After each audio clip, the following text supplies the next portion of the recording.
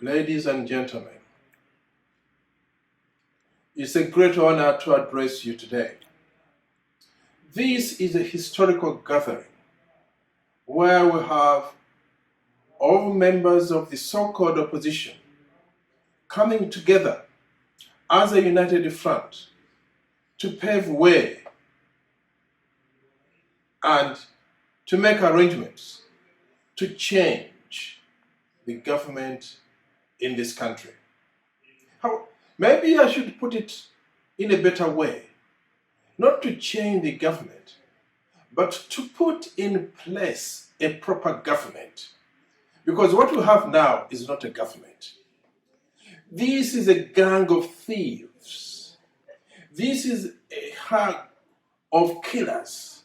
This is a gang of corruption experts.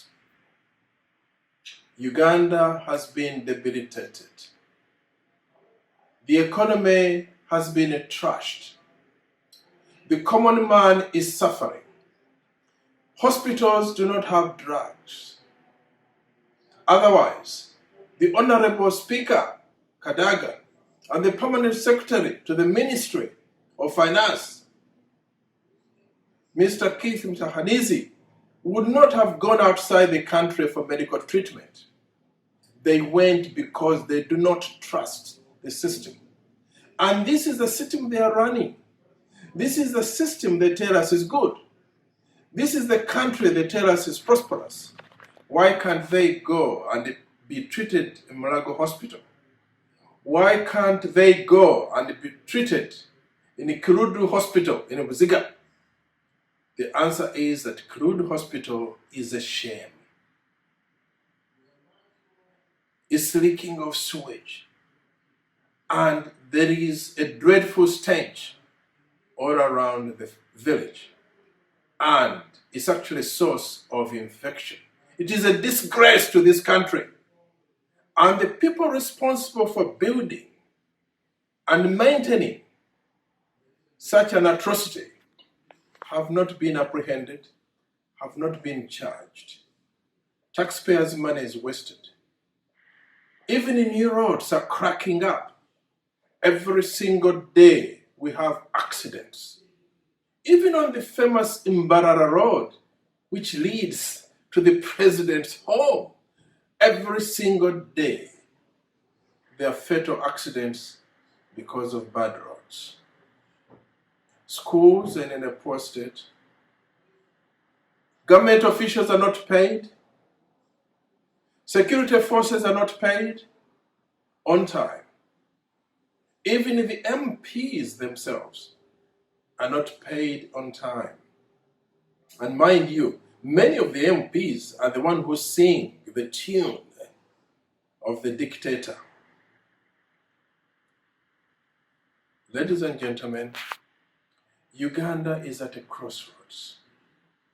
The land has been mortgaged to the highest bidder.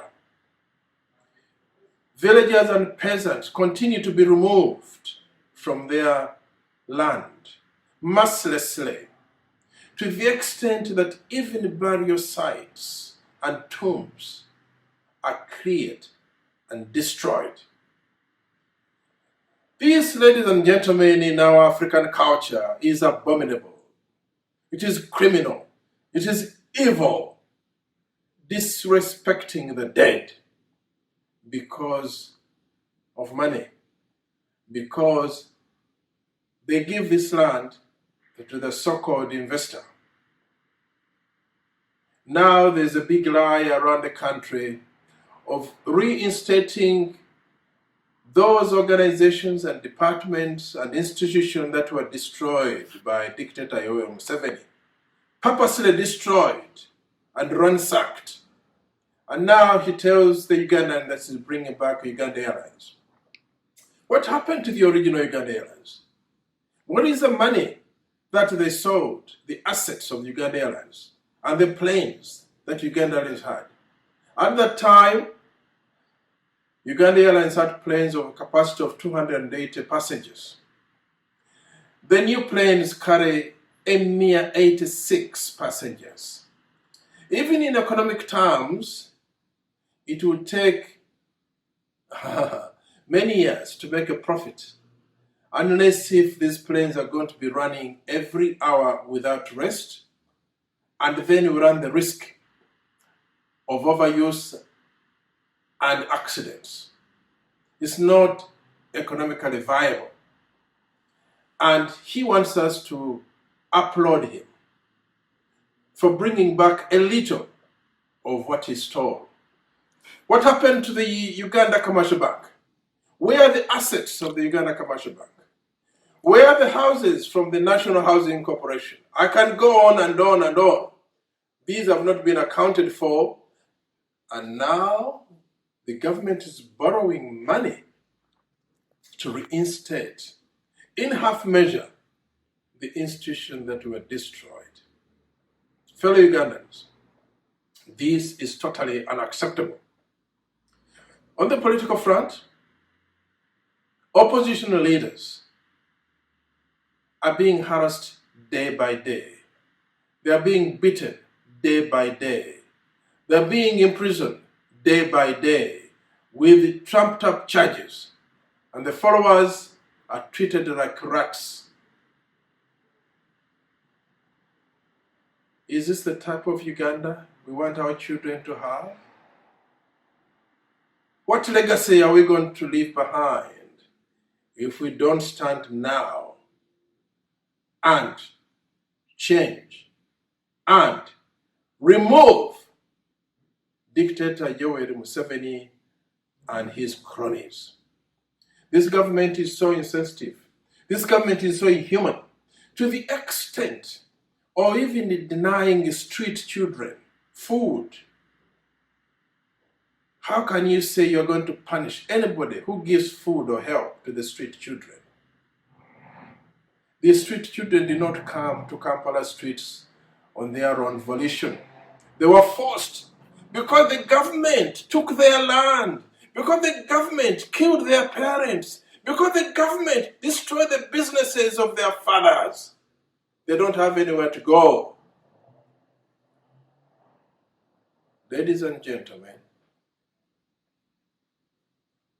as we unite from today onwards to remove the dictator, we must remember that we are striving to build a better tomorrow. We are striving to preserve the little that has been left and then rebuild this country.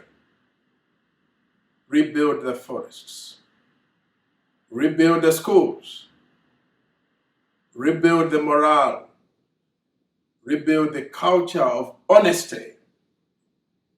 And this can be done. If we all come together, we can do it. And the time to do it is now. Many people have been asking, is Dr. Kingi going to stand in 2021? The answer is yes. The Uganda Federal Democratic Organization is still strong.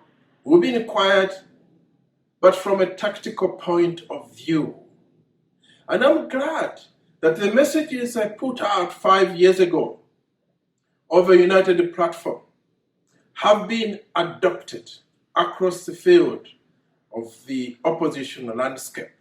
This is the only way we are going to win. I was stopped at that time, but this time we are prepared. We are ready. And soon the Uganda Federal Democratic Organization will be registered as a party in Uganda. And I want to appeal to all Ugandans that if we want to change from dictatorship, then we should bring a better system where every Ugandan who is qualified is free to stand. Because I've heard some voices, bad voices, probably propagated by the dictator himself. This is not good for the opposition.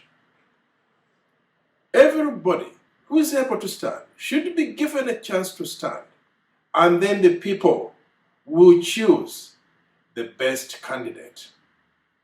Ladies and gentlemen, as we go forward from today, we should collaborate, we should work together in order to restore the glory of this great land, make it the pearl of Africa again. God bless you.